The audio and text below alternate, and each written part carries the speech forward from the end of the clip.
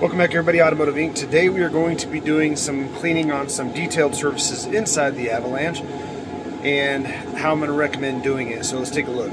Alright, so I'm going to show you my Johnson's Baby Bar Soap method. Now that we did a deep cleaning, the only areas I didn't do with the Dawn dish soap is this area. So you can see all of that grease and brown and whatnot on the turn signal stock. So that's all just painted on there. So if you guys use a chemical like Armor All, there's a good chance based on the age that paint's going to wipe right off. So I only use Johnson's Baby Soap on areas like that, specifically where it's painted, because I want the least aggressive thing to take off all of that grease. Now you probably want to know what the hell I mean by Johnson's Baby Bar Soap. This little guy right here. Super cheap. This is how I detail leather. I detail the whole interior. You can get it on the screens, you can get it on the buttons. Wipes off, smells pleasant. This can go on your baby's head, it can go on your baby for wheels. I'll link this down below, but you can literally get it at Walmart. I think it's like $2, and one bar will probably last you 7-8 times to clean your car if you drop it in the bucket. But all you're really going to need is a couple Terry washcloths. You can see the water steaming, got as hot as I can. And then we have our little Johnson's Baby Bar. I don't usually like setting it in the water because it kind of flakes off and kind of gets soapy. But what I'll do is I'll rub it on one of these washcloths, kind of soap it up, and then as you drop it in here, the water will become soapy. Obviously, it's going to become dirty also. Usually, I have a separate clean bucket, but I have my Dawn dish soap just for a couple of other areas I want to do real quick. And then once you get your car super clean, this is all I clean it with forever. It takes off the dirt and puts enough oils back in to, I guess, protect it, if you will. But I mean, honestly, you know, it's more than what Armor All and stuff will actually dry it out. So I do apologize, it's a little loud. It's freezing cold in the garage here this morning, so I have my heater going. But we're going to lather this up. Okay, so you can see it's all lathered up. And then what I'm going to do with this, and usually, like I said, I'll have a clean bucket with another washcloth, so I can wipe all the soap on, come back and wipe it all back off, and then dry it.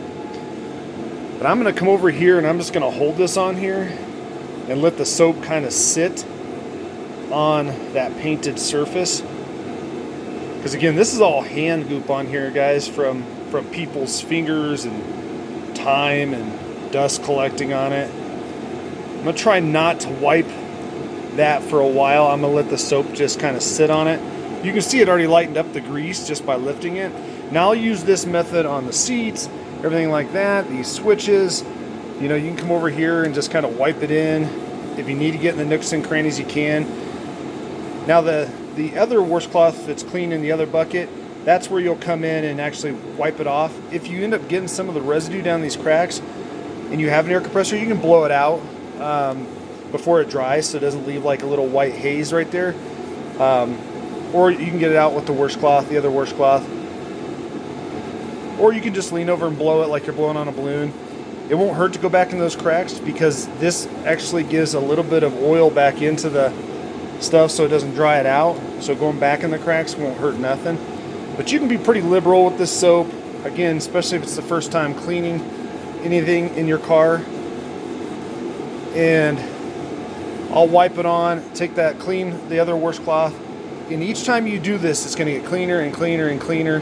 And everything's going to have a really nice feel to it, really nice smell. I don't know anybody that doesn't like the smell of a baby.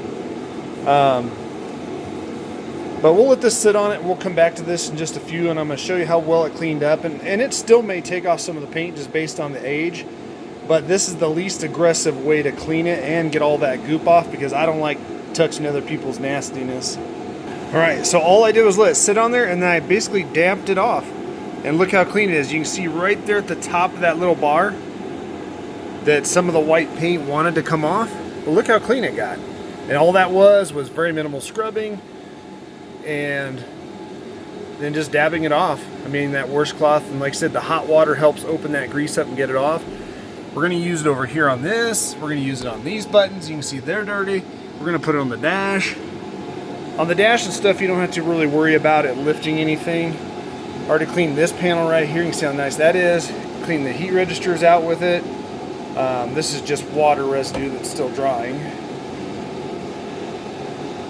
And that's it, guys. Like I said, you'll take that bar and rub it on the seat, get it everywhere.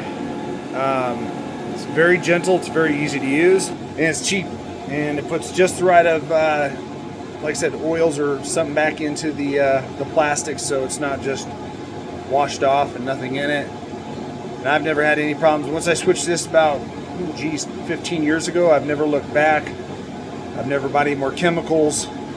And like I said, it lasts forever. So we're going to keep on going, and that's how it is today. If you want to see other videos about this, specifically on detailing carpets and seats and everything, there are tons of videos on this. Make sure you head over to the channel and check all those out.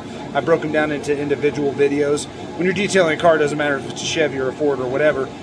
So the premise is still the same. As always, guys, appreciate you guys being here. We're going to catch you on the next one.